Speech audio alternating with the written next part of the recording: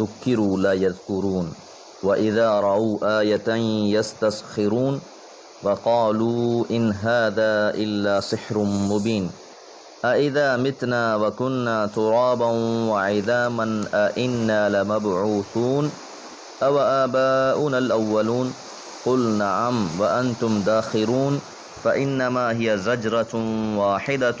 فإذا هم ينظرون وقالوا يا ويلنا هذا يوم الدين هذا يوم الفصل الذي كنتم به تكذبون۔ سورہ صافات آیات 12 سے 21۔ آیت نمبر 11 میں یہ بات جانی کہ ان سے پوچھیں کیا ان کی تخلیق مشکل ہے یا اس کے علاوہ جو اللہ نے اور چیزیں تخلیق کر رکھی ہیں، اور یہ بات بھی جانی تھی کہ یقیناً زمین و آسمان کی تخلیق انسانوں کی تخلیق سے بہت بڑا عمل ہے۔ بل عجبت، بلکہ تعجب ہے آپ کو کہ اے پیغمبر علیہ الصلوۃ والسلام آپ تعجب کر رہے ہیں کہ یہ آخرت کے انکاری ہیں، روز قیامت اٹھائے جانے کے انکاری ہیں، عقلی دلائل پیش کیے جا رہے ہیں، کائنات اور ان کی روزمرہ کی زندگی کی مثالیں دی جا رہی ہیں، اس کے باوجود یہ لوگ انکار پر ہی اڑے ہوئے ہیں۔ وَيَسْخَرُونَ، اور وہ مذاق اڑا رہے ہیں۔ باعث تعجب ہے یہ بات کہ ایمان لانے کی بجائے الٹا یہ مذاق اڑا رہے ہیں۔ وَإِذَا ذُكِّرُوا، اور جب انہیں نصیحت کی جاتی ہے، لَا يَذْكُرُونَ، تو وہ نصیحت حاصل نہیں کرتے، کہ جب بھی انہیں نصیحت کی جاتی ہے یہ اعراض کرتے ہیں، منہ پھیر لیتے ہیں، تو یہ نصیحت انہیں کوئی فائدہ نہیں دیتی۔ وَإِذَا، اور جب رَأَوْا، وہ دیکھتے ہیں، آیتاً، کوئی نشانی، یستسخرون، اس کا بھی مذاق اڑاتے ہیں۔ جو اس طرح کے لوگ ہیں انہیں بڑے سے بڑا معجزہ بھی دکھا دیا جائے وہ پھر بھی اسے تسلیم کرنے کو تیار نہیں ہوتے، جس طرح کے پچھلی قوموں کے واقعات بیان کیے گئے۔ من چاہے مطالبے بھی دکھا دیے گئے انہیں، اس کے باوجود وہ لوگ اعراض ہی کرتے رہے۔ اپنی طرف سے تو یہ مطالبہ اس لیے کرتے ہیں کہ یہ سمجھتے ہیں یہ ناممکن ہے، لیکن جب اللہ تعالیٰ کی طرف سے مطلوبہ معجزہ بھی مل جاتا ہے پھر بھی وہ مذاق اڑاتے ہیں۔ وقالوا، اور کہتے ہیں، ان ھذا، نہیں ہے یہ، الا، مگر، سحر مبین، کھلا جادو، کہ اس مطالبے کو تسلیم کرنے کے بجائے، ایمان لانے کے بجائے، الٹا اس معجزے کو ہی جادو قرار دے دیتے ہیں۔ اور اصل وجہ یہ ہے کہ ان کا آخرت پر ایمان نہیں ہے۔ یہ کہتے ہیں، اَإِذَا مِتْنَا، کیا جب ہم مر جائیں گے، وَكُنَّا تُرَابًا، اور ہو جائیں گے مٹی، عِظَامًا، اور ہڈیاں، کہ جب ہم مرنے کے بعد ہڈیوں میں اور مٹی میں تبدیل ہو جائیں گے، أَإِنَّا، تو کیا ہم، لَمَبْعُوثُونَ، دوبارہ اٹھائے جائیں گے؟ مرنے کے بعد جب گل سڑ جائیں گے، ہڈیاں ہو جائیں گے۔ اور سورہ یاسین میں تو اس بوسیدہ ہڈی کا بھی تذکرہ کیا گیا جسے ابی بن خلف اٹھا لایا تھا، تو سورہ یاسین میں بھی یہی موضوع بیان کیا گیا تھا۔ من یحیی العظام وہی رمیم، کون زندہ کرے گا اس ہڈی کو، یہ تو بوسیدہ ہو چکی ہے۔ او آباؤنا الاولون، اور کیا ہمارے اگلے باپ دادا کو بھی، یعنی ہمیں بھی زندہ کر دیا جائے گا، اور ہمارے جو آباء و اجداد ہم سے بھی پہلے مر چکے ہیں کیا ان کو بھی زندہ کر دیا جائے گا؟ تو یہ معاملہ انہیں مستحیل لگ رہا تھا، ناممکن لگ رہا تھا کہ بھلا یہ کیسے ممکن ہے۔ تو جواب دیا گیا، قل، کہہ دیجئے، نعم، جی، وانتم داخرون، اور تم ذلیل بھی ہوگے۔ جو انہوں نے سوال کیا تھا وہ استہزاء میں کیا تھا، بطور مذاق کیا تھا کہ بھلا یہ کیسے ممکن ہے کہ ہمیں اور ہمارے آباء و اجداد سب کو زندہ کر دیا جائے۔ تو جواب انہیں دیا گیا کہ ہاں، تم بھی اٹھائے جاؤ گے، تمہارے آباء و اجداد بھی اٹھائے جائیں گے، اور ساتھ فرمایا وَأَنْتُمْ دَاخِرُونَ، اور اس وقت تم نہایت ذلیل بھی ہوگے، جس طرح سورہ یاسین میں فرمایا کہ یہ لوگ کہیں گے یا ویلنا من بعثنا من مرقدنا، ہے ہماری ہلاکت، یہ کس نے ہمیں اٹھا دیا۔ تو آج تو یہ استہزاء کر رہے ہیں، مذاق اڑا رہے ہیں، تو روز قیامت یہ لوگ رسوا ہوں گے، ذلیل اور خوار ہوں گے۔ اور یہ جو قیامت کا معاملہ انہیں بڑا مشکل لگ رہا ہے، جسے یہ تسلیم کرنے کو تیار نہیں، فرمایا فَإِنَّمَا پس بلا شبہ یہ زجرتن یہ ایک ڈانٹ ہے واحدہ ایک ہی فَإِذَا هُمْ پس تب وہ ينظرون تاکنے لگیں گے دیکھ رہے ہوں گے کہ کوئی اس غلط فہمی میں نہ رہے کہ ان کے دوبارہ اٹھانے کے لیے ان کو زندہ کرنے کے لیے کوئی بہت بڑے انتظامات کرنے پڑیں گے بلکہ صیحۃ واحدہ ایک زور کی آواز ہوگی یہ اس قدر ہولناک ہوگی کہ دفعتاً سارے اٹھ کر دیکھنے لگیں گے اور سورہ نازعات میں فرمایا فَإِنَّمَا هِيَ زَجْرَةٌ وَاحِدَةٌ فَإِذَا هُمْ بِالسَّاهِرَةِ بس وہ ایک ڈانٹ ہوگی اور دفعتاً بیداری کی حالت میں آ جائیں گے جیسے کوئی انسان سویا ہوا ہو اور زور کی آواز آئے اور وہ ہڑبڑا کر اٹھ بیٹھے اور جب یہ معاملہ اس طرح ہوگا جس بات کا وہ سدا انکار کرتے رہے جس بات کو تسلیم کرنے کے بجائے اس کا وہ مذاق اڑاتے رہے وقالو وہ کہیں گے یا ویلنا ہے ہماری شامت ھذا یوم الدین یہ تو جزا کا دن ہے یہ تو بدلے کا دن ہے اور پھر انہیں جواب میں کہا جائے گا ھذا یوم الفصل یہ وہی فیصلے کا دن ہے الذی کنتم بہ جسے تم لوگ تکذبون جھٹلا رہے تھے یہ کیونکہ آخرت کے انکاری تھے اس لیے ایک ایک بات کو بڑے واضح طور پر بیان کیا جا رہا ہے اور یقیناً قرآن مجید تو ہے ہی نصیحت حاصل کرنے والے اس سے نصیحت حاصل کرتے ہیں اہل ایمان اسے پڑھتے ہیں تو ان کا ایمان بڑھ جاتا ہے ان کے یقین میں اضافہ ہو جاتا ہے اور جب کافر اسے سنتے ہیں منکر اسے سنتے ہیں تو اس کا مذاق اڑاتے ہیں دعا ہے اللہ تعالی ہم سب کو اس دن کی آفت سے محفوظ رکھے وما علیہ الا البلاغ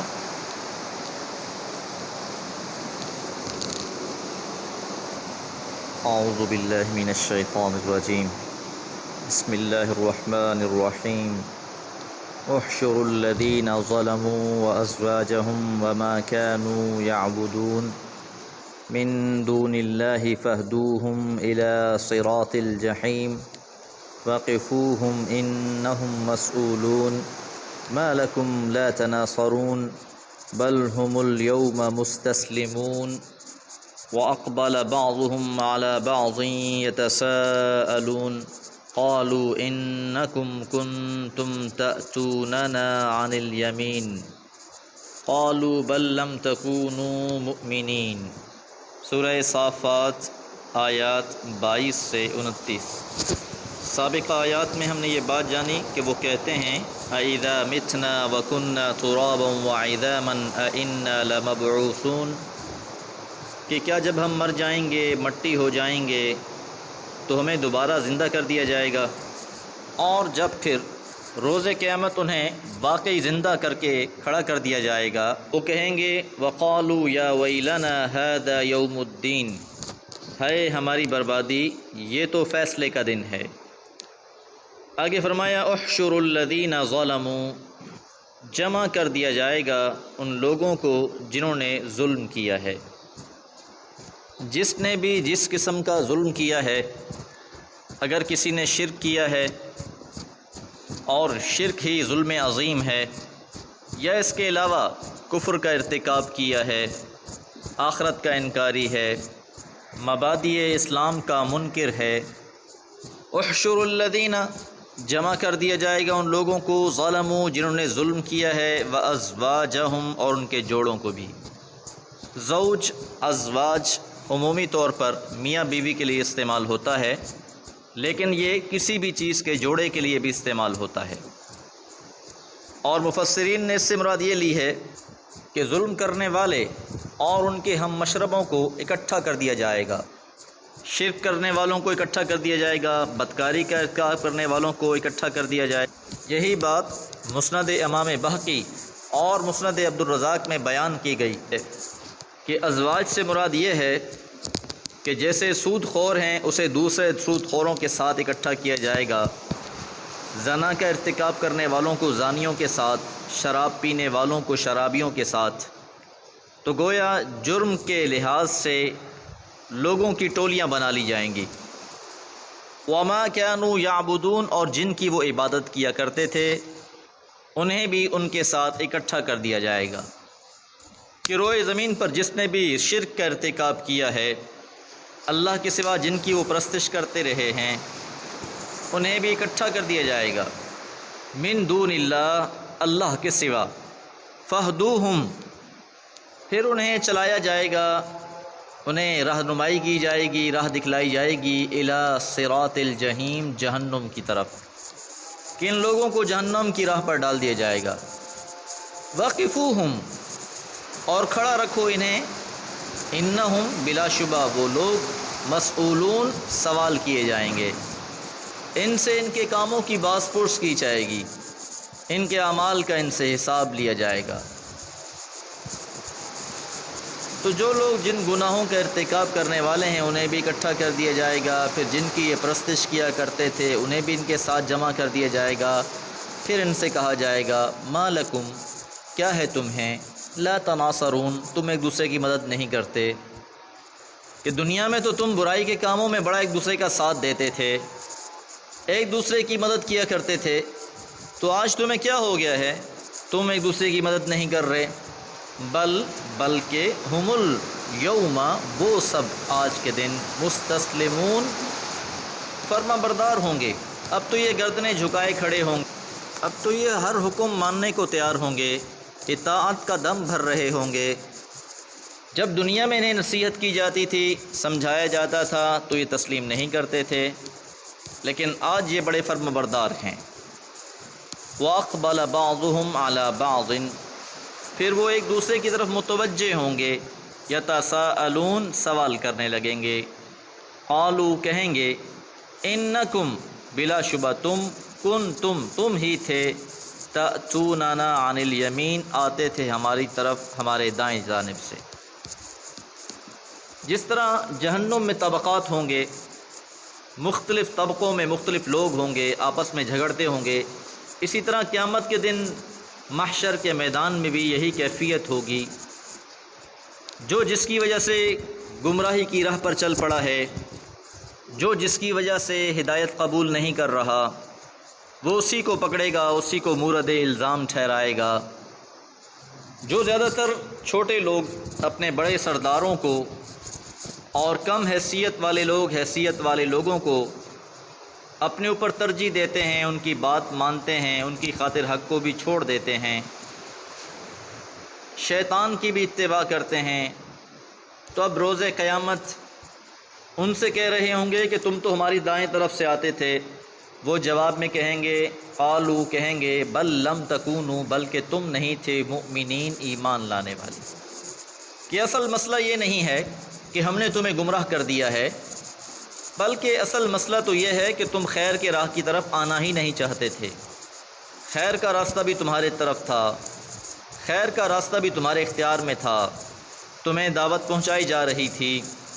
حق کا پیغام پہنچایا جا رہا تھا، لیکن تم اس کو سننے کے لیے تیار نہ تھے۔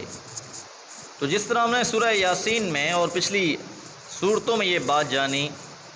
کہ ہر گروہ دوسرے پر الزام لگا رہا ہوگا،